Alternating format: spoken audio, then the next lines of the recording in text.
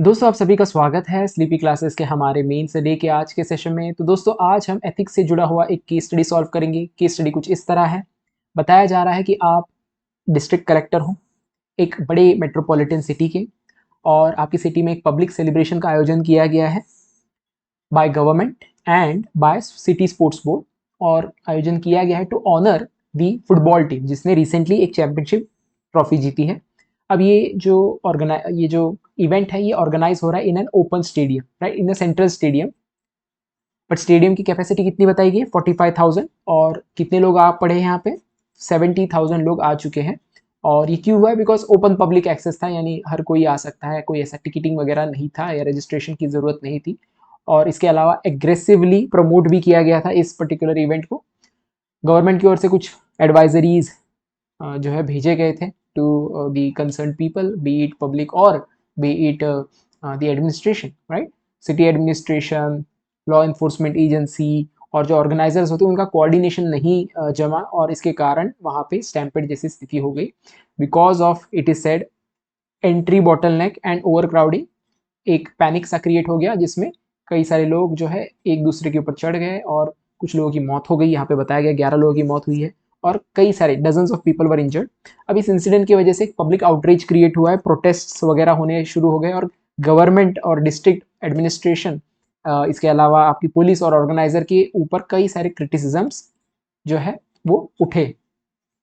अब गवर्नमेंट जो है उसने आनंद फानंद में इंक्वायरी जो है वो अनाउंस कर दी कि हम इंक्वायर करेंगे किसकी गलती है, राइट।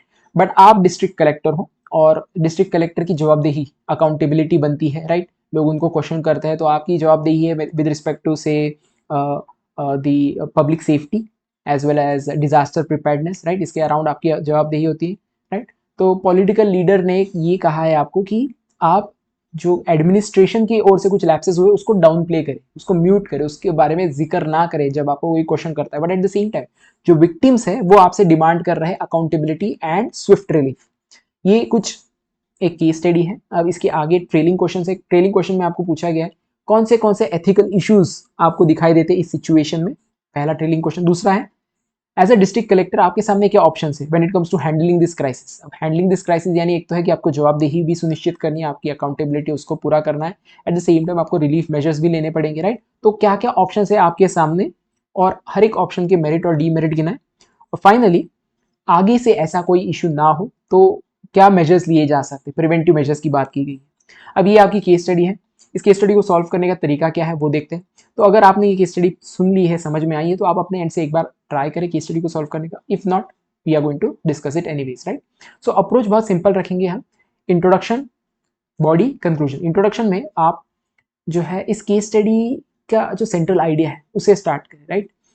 ज़्यादातर जो केस स्टडीज होते हैं वो रियल लाइफ सिचुएशन से उठाए जाते हैं और एडमिनिस्ट्रेटर को इन सिचुएशंस को डील करना पड़ता है, वो करप्शन से रिलेटेड कोई केस स्टडी हो, disaster management, right. So can just start with a very brief understanding और giving the context, right. Context of this case study short में बताएं, and then you can move on to the other part of the case study और the answers. तो सबसे पहले अगर सिर्फ 2 या 3 ही ट्रेलिंग क्वेश्चन है, you can mention stakeholders. अगर बहुत ज्यादा ट्रेलिंग क्वेश्चन है, यहाँ पे 3 बताए गए क्योंकि कई बार 4-5 होते हैं, तो आप स्टेक होल्डर्स बताना अवॉइड कर सकते हैं। स्टेक होल्डर्स होते क्या है?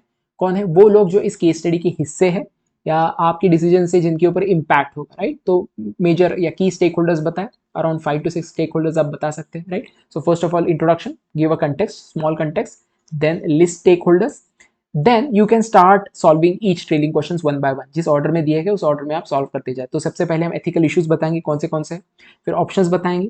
ऑप्शंस भी कितने बताने? 3 से ज्यादा ऑप्शंस नहीं बताने, राइट। 3 से ज्यादा नहीं, कई सारे ऑप्शंस नहीं देने आपको।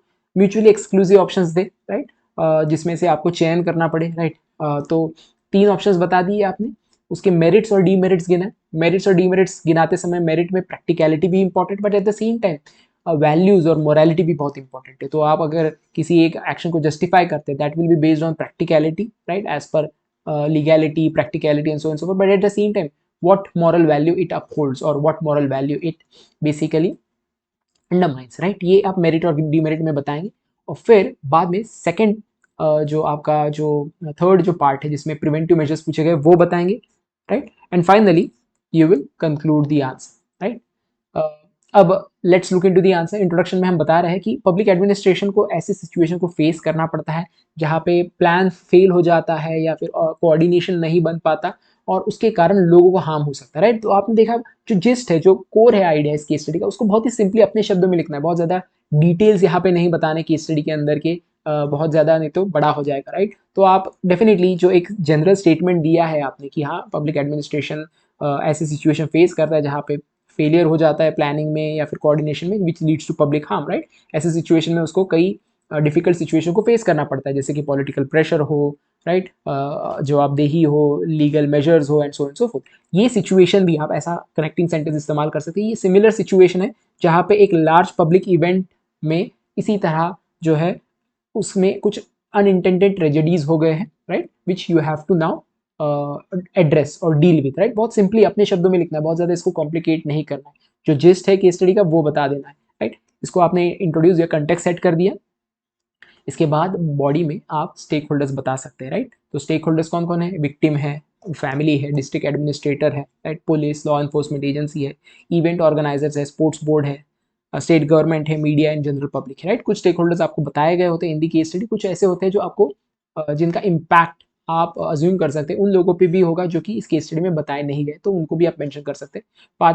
4 से 5 या 6 आप स्टेक होल्डर्स बताएं, दैट इज सफिशिएंट। इसके बाद बॉडी में हम आगे बढ़ेंगे जिसमें हम एक एक करके ट्रेलिंग क्वेश्चन को सॉल्व करेंगे। सबसे पहला ट्रेलिंग क्वेश्चन क्या था कि क्या क्या एथिकल इश्यूज आपको दिखाते हैं। तो जब भी एथिकल इश्यूज की बात की जाती है, राइट, तो उसमें लीगल इश्यूज भी आते हैं, राइट। उसमें एफिशिएंसी और इफेक्टिवनेस वाली जो भी हमारे गवर्नेंस से रिलेटेड इश्यूज है वो भी हम बता सकते हैं। इसके अलावा मॉरल इश्यूज भी हम बताएंगे, right. So you don't have to worry too much. Simply जो जो रॉन्ग चीज़ हो रही है उसको आपको बताना है। थोड़े अगर आप एथिकल टर्म्स इस्तेमाल करते हैं तो ज़्यादा अच्छा दिखता है, राइट। तो यू कैन टॉक अबाउट, सबसे पहली जो चीज़ है वो कि इनफेक्टिवनेस, इनफेक्टिव दिखाई दी है एडमिनिस्ट्रेशन इन टर्म्स ऑफ से planning, in terms of coordination, in terms of dealing with crowd, right. तो आप इनफेक्टिवनेस बता सकते हैं। इसके अलावा जो इश्यूज यहाँ पे स्पेसिफिकली बताए गए, जैसे एडमिनिस्ट्रेटर ने या पॉलिटिशियन ने आपको कहा कि आप चीज़ों को छुपाओ, राइट। तो ट्रांसपेरेंसी का एक इशू है, राइट, लैक ऑफ ट्रांसपेरेंसी और ट्रांसपेरेंसी इशू। अकाउंटेबिलिटी लैप्सेस भी है, राइट, आपकी जवाबदेही है to give the answers to the public, right, of public interest, but you're not doing it or you're told not to do that, then there is an accountability lapse. तो accountability lapse है। Civilian responsibility भी है, right. तो civilian को भी पता होना चाहिए कैसे कंडक्ट करना है खुद को, राइट। जब बहुत ज़्यादा क्राउड है, आप देख पा रहे हो बहुत ज़्यादा भीड़ है, you should avoid going to this such events and such where you have to have that prudence, right. तो प्रूडेंस भी एक इशू है, ये भी बता सकते हैं आप यहाँ पे।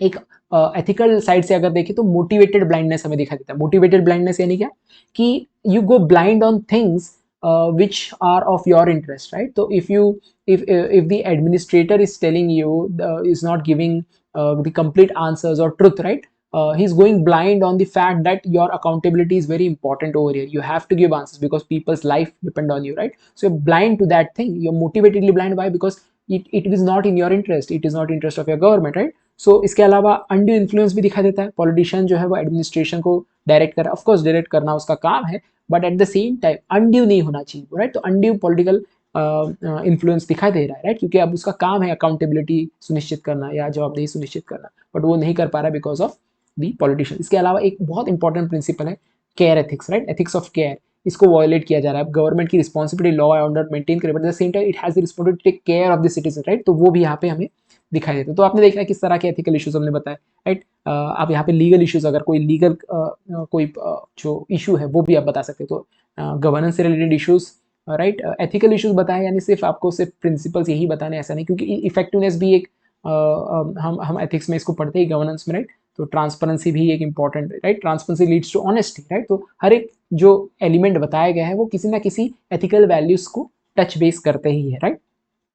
हमने स्टेक होल्डर्स बताए, एथिकल इश्यूज बताए, कितने बताने हैं आपके? अगर 3 ट्रेलिंग क्वेश्चन है और बॉडी में अगर हम सोच के चले हमें 14 से 15 पॉइंट्स लिखने हैं, राइट, तो आप 3 ट्रेलिंग क्वेश्चन को डिवाइड करें in the number of points, कितने पॉइंट्स हर एक ट्रेलिंग क्वेश्चन को देने चाहिए, right. So here you can give like 5 to 6 points in here, and then you move on to the next part where in you will talk about options. तो options लिखने का भी एक तरीका होता है। सबसे पहले आप वीक ऑप्शन बताएंगे, फिर उसमें के बाद स्ट्रॉन्ग, और फिर फाइनली जो स्ट्रॉन्गेस्ट ऑप्शन है जो कि आप चूज करेंगे या जो आप रेकमेंड करेंगे, राइट, वो बताएंगे। तो start with the weak option. तो वीक ऑप्शन क्या है कि of course go with what politician is saying, downplay the lapses as directed by political leader, right. तो इसके मेरिट क्या है? अब कुछ एस्पेक्ट्स होते हैं जो शायद एथिकल ना हो, बट उसके भी कुछ मेरिट हो सकते हैं या फिर उसके भी कुछ यूजफुलनेस हो सकती है, राइट। तो यूजफुलनेस बता सकते हैं, मेरिट बता सकते हैं। मेरिट क्या है? अगर हम डाउन प्ले करते हैं तो गवर्नमेंट की इमेज अच्छी रहेगी, राइट, और रेपुटेशन बनी रहेगी, ये अवॉइड करेगा किसी भी तरह का conflict with senior leadership, right. Demerit क्या है इसका? डीमेरिट ये है कि सबसे पहली चीज, आप पब्लिक ट्रस्ट को वायलेट कर रहे हो, राइट।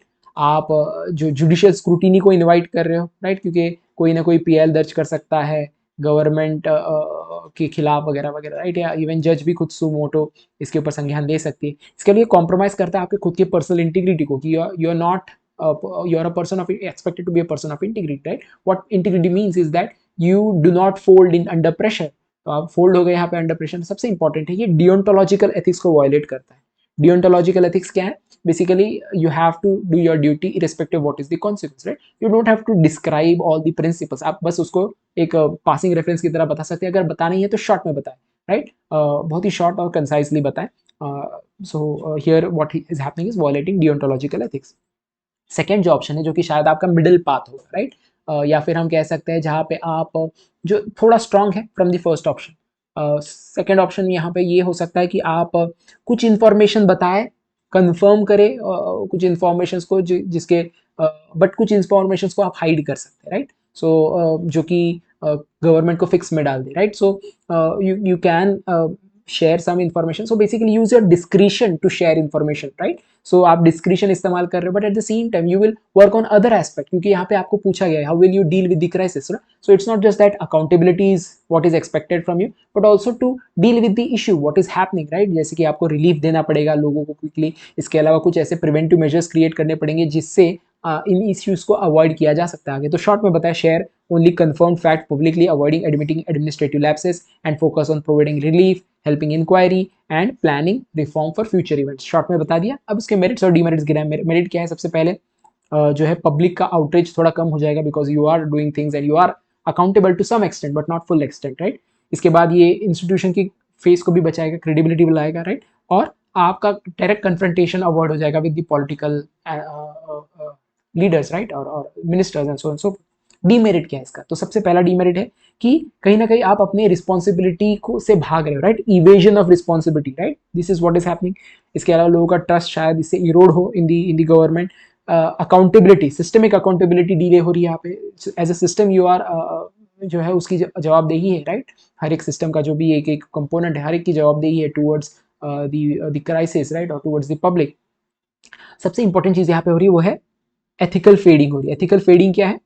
एथिकल फेडिंग यानी आप बेसिकली अपने एक्शंस और अपने डिसीजंस का जो एथिकल कंपोनेंट है उसको अगर आप नजरअंदाज करते हो, राइट, तो फेड कर रहे हो एथिकल एस्पेक्ट्स को, राइट। सो यहाँ पे एथिकल फेडिंग होगी, राइट। इसके बाद नेक्स्ट जो ऑप्शन होगा वो सबसे बेस्ट ऑप्शन होगा आपका, राइट, जो आप चूज करेंगे। तो last option is like you disclose all the lapses and provide swift compensation, fully cooperate with inquiry, right. तो मेरिट क्या है इसका? कि इससे पब्लिक कॉन्फिडेंस बनेगा, राइट। ये जो विक्टिम्स है उनको जस्टिस देगा, इंस्टीट्यूशन की क्रेडिबिलिटी को बढ़ाएगा, राइट। अगर इंस्टीट्यूशन एक्सेप्ट करती है अपने ओर से लैप्सेस तो थोड़ी क्रेडिबिलिटी बढ़ती है over a period of time, right. Immediately तो लोगों का गुस्सा कम नहीं होगा, बट ऑफकोर्स इसके अलावा ये कांतियन प्रिंसिपल को भी से अलाइंड है। कांतियन प्रिंसिपल क्या है? That you have to act on the duty rather than convenience, right. या कांतियन प्रिंसिपल को और एलैबोरेट कर सकते हैं आप, जहाँ पे हम कहते हैं कि you should treat every person as an end in themselves and you have to follow universal laws and so forth, right. इतना बहुत ज़्यादा डिटेल में जाने की जरूरत नहीं, आप बस एक रेफरेंस की तरह उसको जो है पासिंग रेफरेंस की तरह भी इस्तेमाल कर सकते हो, या शॉर्ट में बताया यहाँ पे हम बता रहे हैं principle of acting from duty rather than convenience. अब इसका डीमेरिट क्या है? डीमेरिट है कि ऑफकोर्स पॉलिटिकल बैकलैश होगा, राइट। इट में हार्म योर करियर प्रोग्रेशन, आपको ऐसा काम दिया जाए जैसे कि अशोक खेमका का उदाहरण दे सकते हैं यहाँ पे, जिनको अपने करियर में बहुत ज़्यादा जो है इम्पॉर्टेंट पोजीशंस नहीं मिले because of being upright and so and so forth, right. अब आपको यहाँ पे स्पेसिफिकली ऑप्शंस पूछे गए थे, बट ये नहीं पूछा गया था which option will you choose, right. ऐसा स्पेसिफिकली कभी कभी पूछा जाता है what option will you choose. अगर नहीं भी बताया है, राइट, तो भी आप बताएंगे शॉर्ट में what option you will choose. You will say here I will choose the third option, that is disclose the lapses, provide swift relief, compensation and fully cooperate with inquiry even at the cost of political backlash, right? तो आपने बता दिया। इसके बाद आप next जो part है इन दी trailing question, या जो थर्ड आपका ट्रेलिंग क्वेश्चन, उसको आप डील करेंगे जहाँ पे प्रिवेंटिव मेजर्स बताएंगे, राइट। तो प्रिवेंटिव मेजर्स क्या क्या हो सकते हैं? एक इवेंट को ऑर्गेनाइज करना, राइट, प्लान करना, उसके अराउंड जो है डिजास्टर प्रिपेयर्डनेस के अराउंड आप कोई प्रिवेंटिव मेजर्स बता सकते हैं, right. So you can just talk about, सबसे पहली चीज़ है कि रिस्क असेसमेंट। जब भी आप कोई इवेंट ऑर्गेनाइज कर रहे हो तो क्या क्या रिस्क हो सकते हैं पहले असेस कर लो, टेस्ट केसेस क्रिएट कर लो, राइट, कि हमें क्या क्या चेक करना चाहिए, हमें क्राउड मैनेजमेंट के अराउंड क्राउड लिमिट को चेक करना चाहिए, या फिर exit plan, compulsory exit plan, इस तरह के चीज़ों को बेसिकली असेस कर लो, रिस्क क्या रिस्क हो सकते हैं when organizing an event, right. Short में बता दिया। इसके बाद आप बता सकते हो इवन इफ ऑर्गेनाइजेशन ऑर्गेनाइज कर रहे हैं हम और ओपन रख रहे हैं इवेंट को, राइट, यू एंश्योर रजिस्ट्रेशन हो या फिर टिकट हो, बीट फ्री, पर टिकट हो, टिकट के अलाउ ना किया जाए, ताकि एटलीस्ट आपको पता चले कितने लोग आ रहे हैं और आप एक स्टॉक क्रिएट कर सके when the limit is surpassed, right? So you can talk about pre-registry so that you can understand what kind of how many number of people are interested in it. इसके अलावा monitoring, crowd monitoring के लिए आप technology का उदाहरण दे सकते हैं, जैसे सीसीटीवी, ड्रोन, या फिर एआई के थ्रू भी आप प्रेडिक्ट कर सकते हैं, right. So you can talk about that. एक जो है जॉइंट कंट्रोल रूम की बात कर सकते हैं, जहाँ पे पुलिस, एडमिनिस्ट्रेशन और इमरजेंसी टीम कोऑर्डिनेट कर पाए। मॉक ड्रिल की बात कर सकते हैं, स्पेशली जो ऑर्गेनाइजर्स है, right, they can do mock drills, right, that to simulate such an event, what one has to do, right. So mock drills, या फिर ऑडिट की बात कर सकते हैं, जैसे फायर क्लियरेंस हुआ है या नहीं, डिजास्टर प्लान है या नहीं, और उसको एनफोर्स किया जाए, यानी पेनलाइज किया जाए अगर उस तरह की क्लियरेंस अवेलेबल नहीं। सबसे इंपॉर्टेंट है कोऑर्डिनेशन, राइट, उसके अराउंड प्रोटोकॉल्स क्रिएट किया जाए फॉर ऑल पार्टिसिपेंट, राइट, उसमें ऑर्गेनाइजर्स हो या फिर सिटी एडमिनिस्ट्रेशन हो, सभी के लिए प्रोटोकॉल्स क्रिएट किए जाए। तो यहाँ पे आप कई सारी चीज़ों का इस्तेमाल करेंगे। आप यहाँ पे लीगल एस्पेक्ट की बात करेंगे, यहाँ पे आप जो है इवन आप टेक्नोलॉजी का की बात करेंगे, राइट, जो जो आपको समझ में आता है कि इवेंट को कैसे ऑर्गेनाइज करना है, उसके अराउंड आप पॉइंट्स बनाए, राइट। कंक्लूजन में आप बता सकते हैं कि एथिकल गवर्नेंस जो है स्पेशली टेस्ट होती है क्राइसिस में, ये आप बता सकते हैं, राइट। और क्राइसिस में हमें हमेशा ह्यूमंस को प्रायोरिटी देनी है, right. Look humans as end in themselves and not as mean. आप कांत को फिर से यहाँ पे कोट कर सकते हैं, आप किसी थिंकर के साथ भी इसे एंड कर सकते हैं, राइट। कोई एक अच्छा कोट है जो कि कहीं ना कहीं इस पूरे इशू को समराइज करता है, राइट, तो उस कोट के साथ आप एंड कर सकते हैं, राइट। और आप या फिर सिग्निफिकेंस बता सकते हैं, आप बता सकते हैं कि पब्लिक कॉन्फिडेंस को बिल्ड करने के लिए, right, you have to be accountable and so forth. तो इस तरह आप कंक्लूड करें। आप आपको चीज़ें समझ में आई हैं, केस स्टडी सॉल्व करना इतना डिफिकल्ट नहीं है। आगे जो है हम और भी अलग अलग तरह के केस स्टडी सॉल्व करेंगे, so that you feel confident about it. So that's it from today session. Let's meet in the next session. Till then, thanks and bye.